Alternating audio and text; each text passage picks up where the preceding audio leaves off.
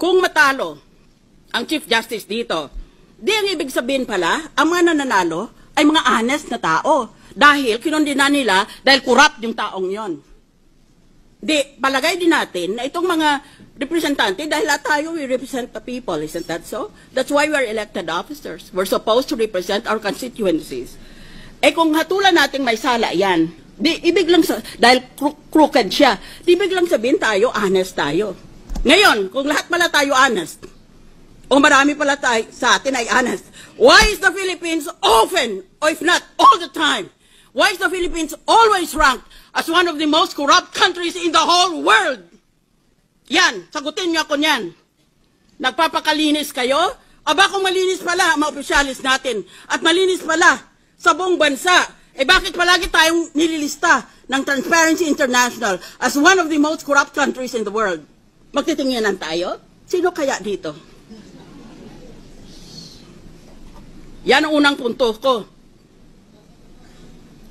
Pangalawa, tumigil na kayo ng kapapangkapan nyo, mga artista.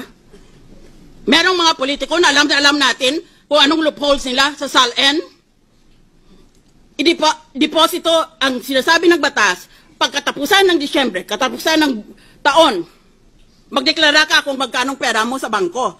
Hindi ba gini-withdraw nila pera nila sa buwan na Nobyembre o Disyembre para pag naglagay sila, pag nag-file sila ng SALN nila, wala nga silang deposito. O kaya meron lang sila ng couple of thousands. Kasi withdraw nila eh. Pag Enero, i-deposit nila uli. Taong bayan, kayo ang magtestigo. Yan. Ba't hindi natin habulin yung ganon? Pangalawa, palusot. O pangalawa, na ginagawa nila na loophole sa SALN. Lahat ng pag-ari nila, real estate, bank accounts, iba pang pag-ari, nalagay sa ibang pangalan. Yan is very, very widespread. O di wala nga naman silang pag-ari. Dahil lahat, linagay na nila sa ibang pangalan. Kung bawal ang asawa at ang mga anak, dahil sa batas ay inspeksyonin pati yan, yung mga malapit sa kanila, di doon sa mga malalayo ng mga kamag-anak. O kaya maski hindi kamag-anak, sa kaibigan na pinagkakatiwalaan nila. What a hypocritical accusation.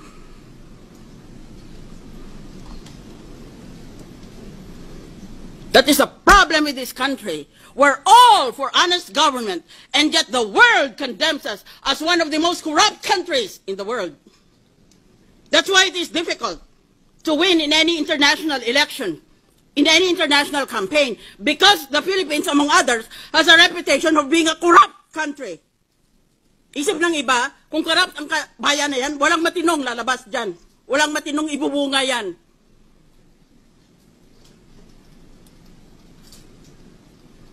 Ba't bawat isa ba sa inyo, walang sala tungkol sa SALN?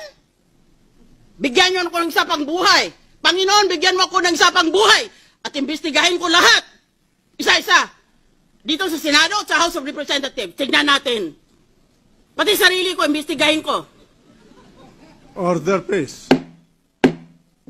Ang daming loopholes ng SALN na yan. Ba't hindi kayo umimik noon? Ba't ngayon bigla na lang kayong so exercised about a loophole? Well, if that is the case, then let us all just put our assets in dollars and know the purpose of the SALN will be perverted or corrupted. That is true.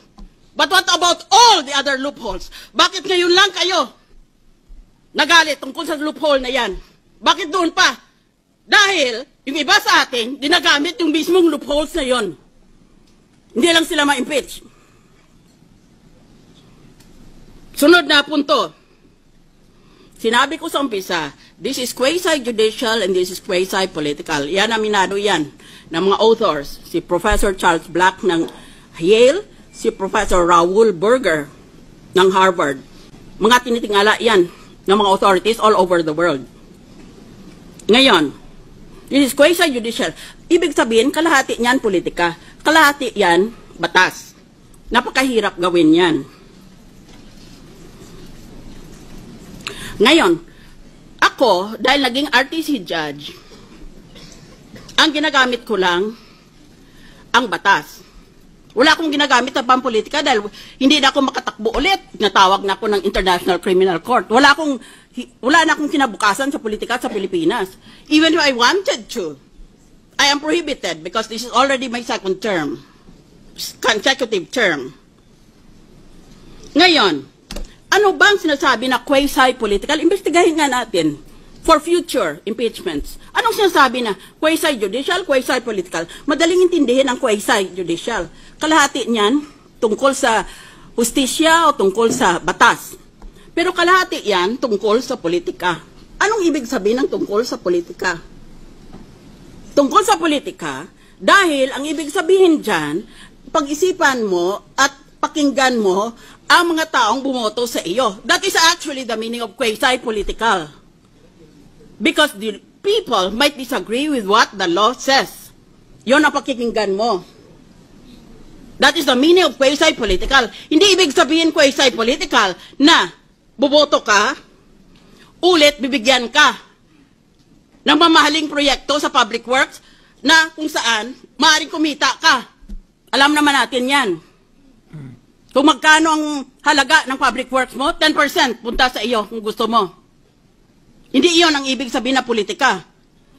At hindi ibig sabihin na quasi-political na isipin mo, nako, tatakbo ako. Either for re-election or for another position, or I need some position in government for my kalyado ko, who I will use as my dummy. That is not the meaning of quasi-political. I request the lady to wind up this. I thought that I was unlimited. I prepared a 2-minute paper, but I will obey the injunction. Tsaka, isang punto. Nang nagtapos magpresenta ng ebidensyang prosecution, naglabas ng mga survey ng mga tao gusto pala na guilty ang Chief Justice. Ngayon natapos ang defensa, saan yun ang mga survey? Wala. At, huli sa lahat at pinakamahalaga, anong magiging, hindi lang importante kung anong magiging desisyon natin ngayong hapon, anong magiging katuparan, anong susunod sa ating desisyon. Ulit ba mananalo tayo sa botohan? Panalo na tayo sa masa na nakakarami sa ating bansa. And we follow the rule of the majority. Sa kabataan sa pamantasan, dahil they're an educated constituency, sa kaysaysayan ng ating bansa, this will go down in history. Nagtrabaho ako abroad. Nagka-cancer ang tatay ko. Bumalik ako. Sabi ng tatay ko, mag-resign ka nga dyan sa trabaho mong yan. Wala kang silbi sa bayan mo. Magsilbi ka sa sarili mong kababayan. Nagsilbing na nga ako. Pero kung ang politika ay mangigibabaw sa batas, wala na rin akong silbi.